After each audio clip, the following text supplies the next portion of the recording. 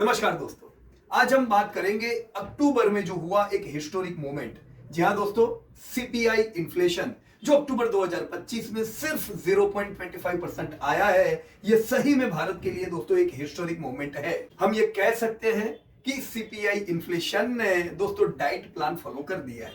कैसे दोस्तों, अगर हम हमारी हिस्ट्री देखें 1950 टू 80, 1980 टू 2000, 2000 टू 2015 दोस्तों भारत का इन्फ्लेशन 7, 8, 9 के एवरेज पे रहता था, जो काफी हाई इन्फ्लेशन है। दोस्तों जब इन्फ्लेशन बढ़ता है मतलब हमारे खर्चे ज्यादा होते हैं। दोस्तों ऐसे समय पे अगर तगड़ा ग्रोथ ना हो इकोनॉमी का तो लोगों की जेब में पैसे नहीं रहते हैं, जो अब तक दोस्तों होता था। हाई इन्फ्लेशन, लो ग्रोथ के कारण दोस्तों हम हर साल पीछे जाते थे। लेकिन दोस्तों मई 2016 को हम कहेंगे दोस्तों, जब आरबीआई ने अमेंडमेंट पास किया इन्फ्लेशन को टारगेट करने के लिए, और टारगेट था दोस्तों 4%, क्योंकि हिस्टोरिकली हम 7, 8, 9 पे रहते थे। तो 4% इन्फ्लेशन, जिसमें 2 पॉइंट प्लस माइनस, मतलब 4 से 2 प्लस करे तो 6 तक की एक बैंड है, उससे ज्यादा होता है तो वो बड़ा रिस्की होता है, क्योंकि महंगाई बहुत बढ़ गई हम कहेंगे। उसी प्रकार से दोस्तों लोअर बैंड 2 की रखी थी, यानी 2 to 6 की एक बैंड में इन्फ्लेशन को हम नॉर्मल कहेंगे।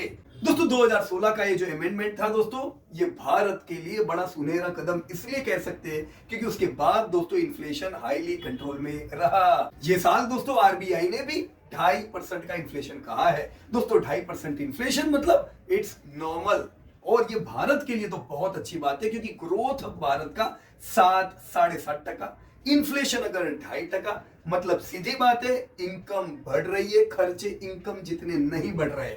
ये गैप दोस्तों जाती है डिस्क्रिशनरी स्पेंडिंग में, इन्वेस्टमेंट में, लोगों की जेब भारी होती है। So for newcomer, let us understand what is CPI।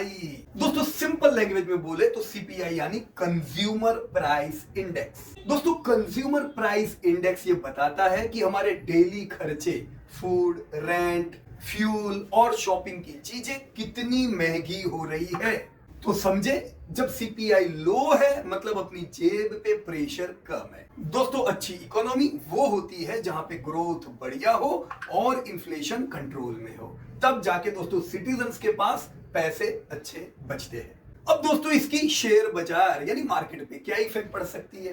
दोस्तों जब इन्फ्लेशन लो होता है तो आरबीआई के पास भी अपॉर्चुनिटी होती है इंटरेस्ट रेट को कम करने की, क्योंकि इंटरेस्ट रेट भी इन्फ्लेशन की तरह जितनी हाई उतना खतरा।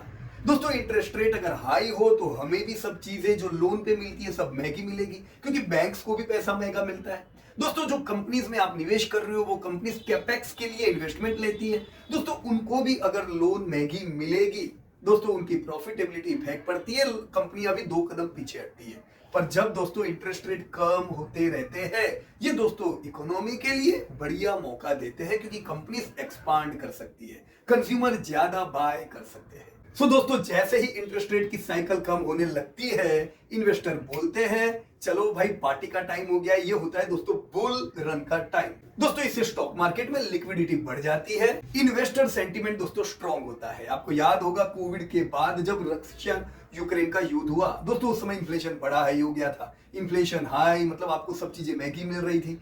आरबीआई ने भी इंटरेस्ट रेट बढ़ाना शुरू किया था तो आपको लोन भी महंगी मिलने लगी थी। इसके कारण आपकी भी जेब हल्की हो जाती है, कंपनीज को भी दोस्तों प्रॉफिट मार्जिन घटते हैं, जो बाजार के लिए अच्छा नहीं होता है, और हमने बाजार में करेक्शन देखा। इसी का विपरीत दोस्तों अभी इन्फ्लेशन कम होता जा रहा है, इंटरेस्ट रेट की साइकिल कम हो रही है, तो आपको फ्यूचर सोचना चाहिए कि यस बाजार पे इसकी क्या इफेक्ट पड़ सकती है। सो इकोनॉमी लेवल पे अगर हम देखें तो लो इन्फ्लेशन का मतलब हमारे लिए ये हुआ दोस्तों डिमांड बढ़ सकती है, यस प्राइसेस स्टेबल रह सकते हैं, और इसी से दोस्तों ग्रोथ के चांसेस इंप्रूव हो जाते हैं। लेकिन दोस्तों अगर इन्फ्लेशन बहुत ही ज्यादा भी कम हो जाए तो भी ये डिमांड को स्लो कर सकता है। दोस्तों डिफ्लेशन कहते हैं कोई भी चीज बहुत ज्यादा भी अच्छी नहीं है। ऑलराइट, अब ये जो अभी हमने इन्फ्लेशन का जो माहौल देखा है दोस्तों, ये साल के लिए ये बड़ी पॉजिटिव रेंज लगती है। सो जब मैं एज ए इन्वेस्टर सोचूं तो मेरा दिमाग में ये ट्रिगर होना जाना चाहिए कि इन्फ्लेशन कम मतलब जो कंपनियों में मैं निवेश कर रहा हूं उनमें से ज्यादातर कंपनियां कुछ ना कुछ रॉ मटेरियल यूज कर रही होगी।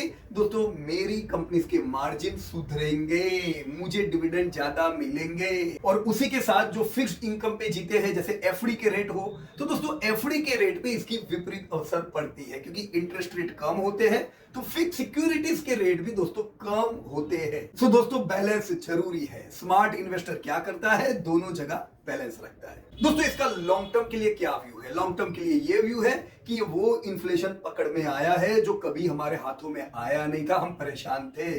तो अगर इंडिया इन्फ्लेशन को कंट्रोल कर पा रहा है, ग्रोथ बढ़िया कर रहा है, दोस्तों ये बिल्कुल पॉजिटिव सिग्नल भेजता है दुनिया को। So as Warren Buffett says, the best investment you can make is understanding what is happening around you, right? तो दोस्तों समझना ही सबसे बड़ा प्रॉफिट। सो क्या दोस्तों इसके आधार पे मैं कह सकता हूं कि अब तक हम कहते थे यार महंगाई ने कमर तोड़ के रखी है, अब हम कह सकते हैं कि हमारी पॉलिसीज ने महंगाई की कमर तोड़ दी है।